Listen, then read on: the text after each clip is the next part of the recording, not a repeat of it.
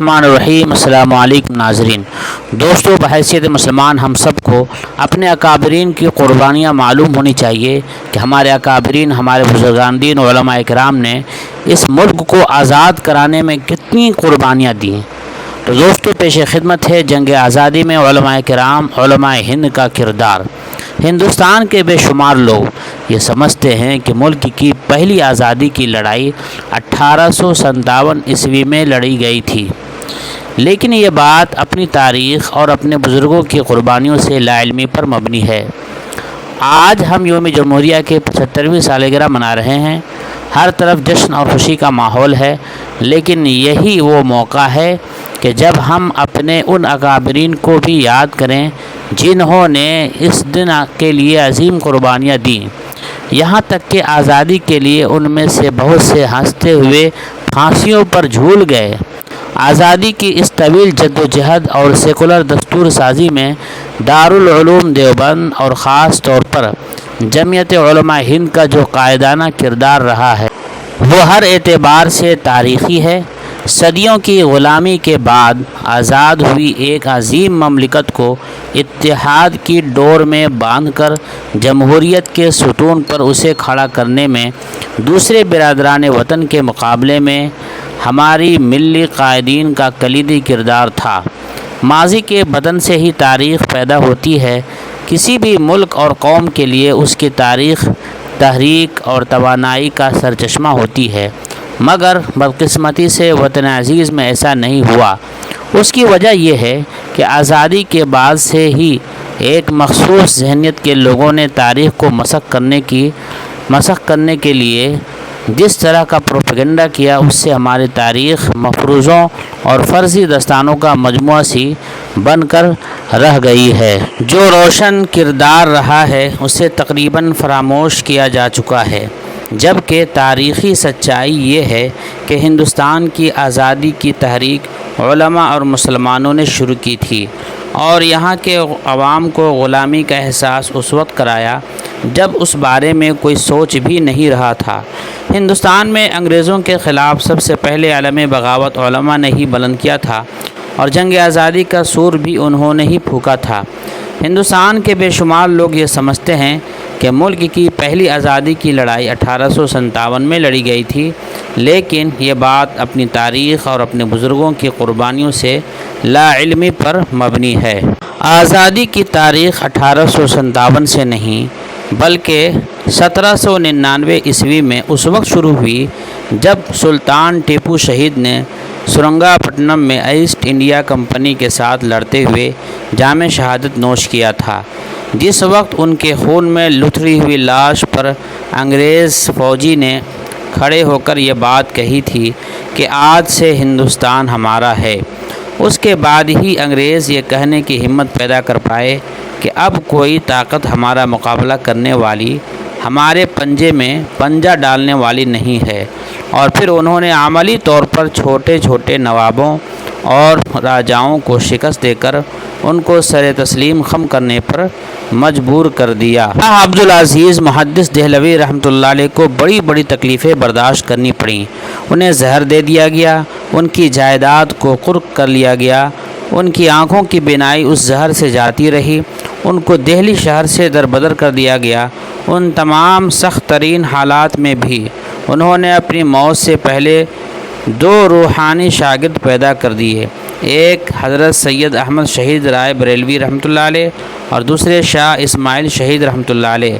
ان لوگوں نے پورے ملک کے دورے کیے اور مسلمانوں سے جہاد کی بیعت لی اور اس بات کا عہد لیا کہ وہ مل کر ملک کی آزادی کے لیے اپنی جان قربان کر دیں گے۔ اس کے بعد بالا کوٹ کے میدان میں ان دونوں بزرگوں کی قیادت میں وطن کی آزادی کے لیے جنگ لڑی گئی، اس میں ہزاروں مسلمان شہید ہوئے۔ آزادی وطن کے لیے جنگ آزادی کی پہلی جنگ تھی جو دوسری آزادی کی جدوجہد 1857 کی بنیاد بنا۔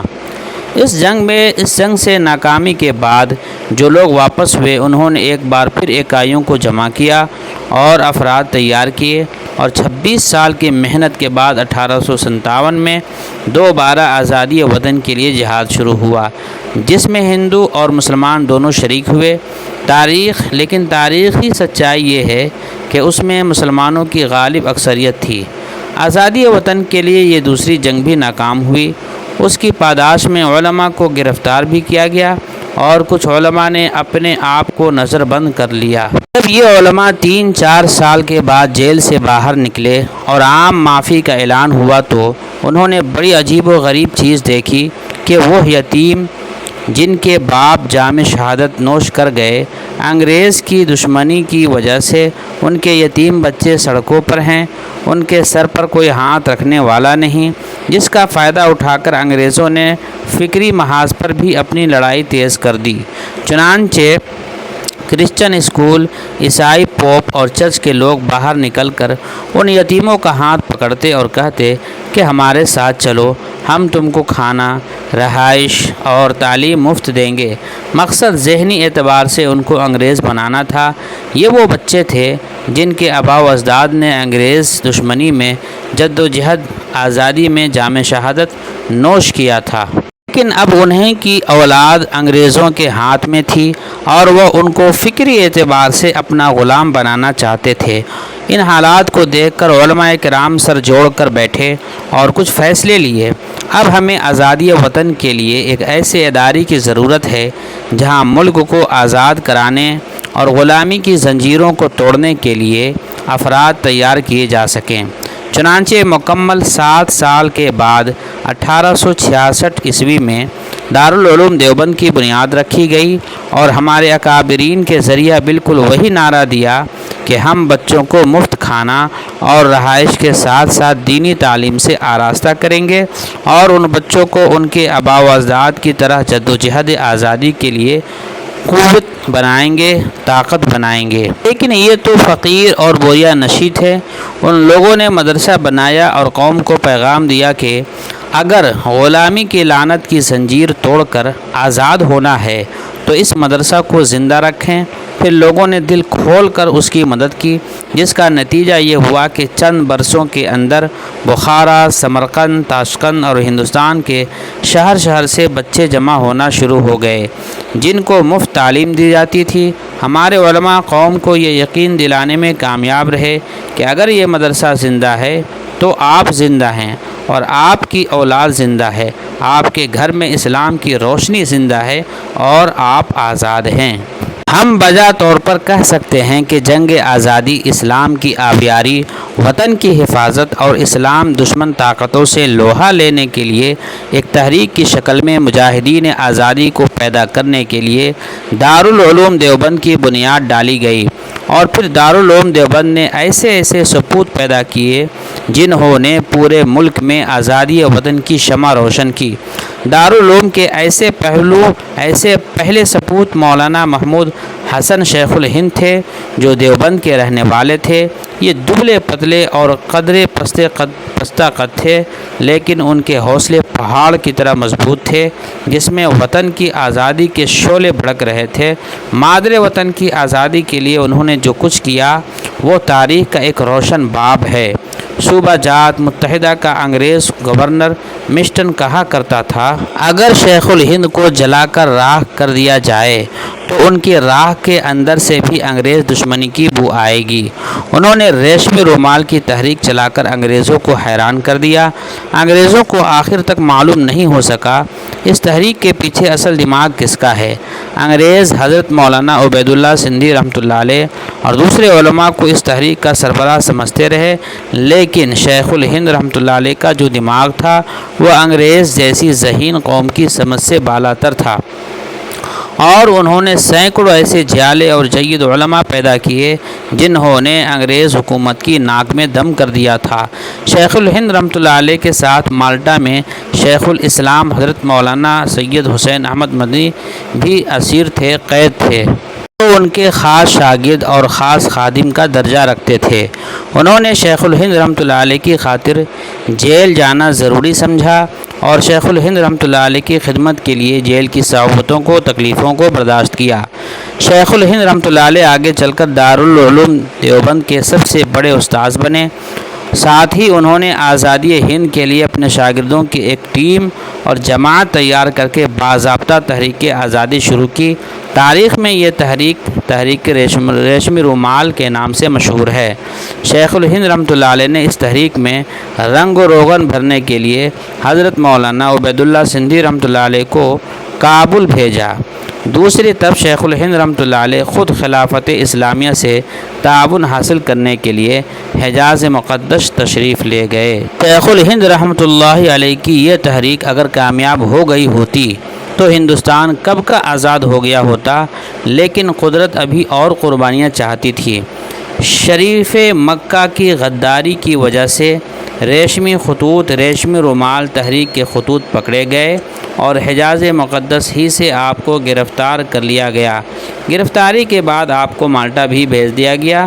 شیخ الہند رحمۃ اللہ علیہ جب مالٹا سے رہا ہو کر آئے تو سارا منظر نامہ بدل چکا تھا، اس لیے انہوں نے ہندوستان کی آزادی کے لیے دوسرا طریقہ اختیار کیا اور جمعیت علماء ہند کو مشورہ دیا کہ وہ انڈین نیشنل کانگریس کا ساتھ دے اور تشدد کو چھوڑ کر عدم تشدد کا نعرہ لگائے۔ شیخ الہند رحمۃ اللہ علیہ کی وفات کے بعد ان کے شاگرد خاص رفیق مالٹا حضرت مولانا سید حسین احمد مدنی رحمۃ اللہ علیہ اور دوسرے شاگرد حضرت مفتی کفایت اللہ رحمۃ اللہ علیہ وغیرہ نے ان کے نقش قدم پر چل کر تحریک آزادی کو آگے بڑھایا۔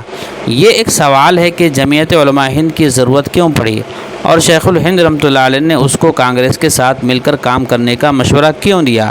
اس کی وجہ یہ ہے کہ جد و جہد آزادی میں کوئی ایسی مشترکہ تحریک نہیں تھی جس کے بینر تلے مسلک و مذہب کی قید سے آزاد ہو کر محض ایک ہندوستانی ہونے کی بنیاد پر یہ لڑائی لڑی جائے۔ ملک کا یہی نقشہ تھا کہ 23 نومبر 1919 میں بمقام دہلی خلافت کانفرنس ہوئی، جس میں ملک کے کونے کونے سے علماء کرام تشریف لائے، جگہ سر جوڑ کر بیٹھے اور اس نتیجہ پر پہنچے کہ حضرت شیخ الہند رحمۃ اللہ علیہ کی مالٹا کی جیل سے رہائی کی اطلاعات آ رہی ہیں، اس لیے ایک ایسا پلیٹ فارم ہونا چاہیے جس پر حضرت شیخ الہند رحمۃ اللہ علیہ ہندوستان آ کر مکمل آزادی وطن کی تحریک کو چلا سکیں۔ چنانچہ اسی وقت فیصلہ لیا اور امرتسر میں ہندوستان کے ممتاز علماء نے جمعہ کو جمع ہو کر 1919 میں جمعیت علماء کی بنیاد رکھی اور مفتی کفایت اللہ رحمۃ اللہ علیہ کو عارضی صدر بنایا گیا۔ حضرت شیخ الہند رحمۃ اللہ علیہ 1920 میں مالٹا سے ہندوستان تشریف لائے اور اسی سال دہلی میں جمعیت علماء ہند کا دوسرا سالانہ جلسہ ہوا، جس میں ان کو جمعیت علماء ہند کا مستقل صدر بنایا گیا۔ آپ نے اپنے خطبہ صدارت میں خاص طور پر علماء کو جھنجھوڑا اور فرمایا کہ اسلام ایک کامل و مکمل مذہب ہے اور تمام اجتماعی اور انفرادی شعبوں کو اپنے دامن میں لیے ہوئے ہے۔ جو لوگ مدرسوں میں سبق پڑھا کر اپنے حجروں میں بیٹھے رہنے کو اسلام کے حقوق کی ادائیگی کے لیے کافی سمجھتے ہیں، وہ لوگ اسلام کے پاک و صاف دامن پر داغ لگا رہے ہیں۔ اس اجلاس کے 12 روز کے بعد حضرت شیخ الہند رحمۃ اللہ علیہ کا انتقال ہو گیا۔ حضرت شیخ الہند رحمۃ اللہ علیہ کے بعد جمعیت علماء ہند نے حالات کے مزاج کو سمجھتے ہوئے فراست ایمانی پر مبنی ایک حکمت عملی اختیار کی اور فرقہ وارانہ ذہنیت کے پھیلتے زہریلے اثرات کو روکنے کے لیے برادران وطن پر مشتمل تنظیم کانگریس سے اتحاد کر کے ملک کی مکمل آزادی کے لیے فرقہ و مذہب کی قید سے آزاد ہو کر آزادی کی جد و جہد شروع کر دی۔ اسی کا نتیجہ ہے کہ آپ نے اپنی 80 سالہ زندگی میں کم و بیش 9 سال انگریز کی جیل میں گزارے ہیں، یعنی یوں سمجھیے کہ ہر 8 دن کے اندر آپ کا ایک دن جیل میں گزرا ہے اور اس کے اندر قید تنہائی بھی ہوئی، صعوبتیں اور مشکلات سے بھی دوچار ہونا پڑا ہے۔ حضرت مدنی رحمۃ اللہ علیہ سے کسی نے پوچھا کہ کس جیل میں آپ کو سب سے زیادہ تکلیف ہوئی، تو فرمایا کہ سابرمتی جیل گجرات کے اندر قید بڑی بامشقت تھی۔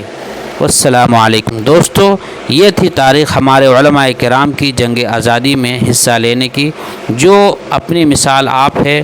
دوستو، اس ویڈیو کو ضرور زیادہ سے زیادہ شیئر کریں اور ویڈیو کو لائک، چینل کو سبسکرائب کر لیں اور بیل آئیکن میں جا کر آل کے بٹن پر ضرور کلک کر لیں۔ والسلام علیکم ورحمۃ اللہ وبرکاتہ۔